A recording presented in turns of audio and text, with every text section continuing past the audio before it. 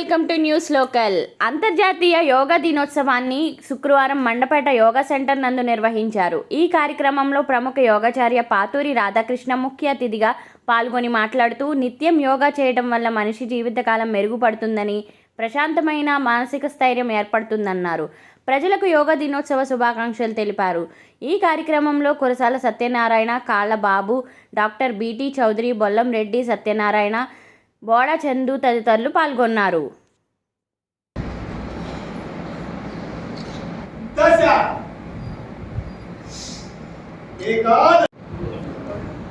దశమ ప్రపంచ యోగ దినోత్సవం 10th వరల్డ్ యోగా డే విశ్వవ్యాప్తంగా అందరూ కూడా యోగా విశిష్టతను తెలిసి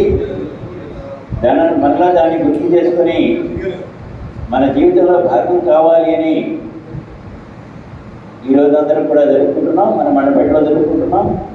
అటువంటి ఈ అద్భుతమైనటువంటి యోగాన్ని అందించినటువంటి విశ్వగురుగా వర్ధిల్లినటువంటి మన భరతమాతకు, మన ఈ గురు సాంప్రదాయానికి సదాచార విచార ఆహార వ్యవహారాలే యోగాభ్యాసం.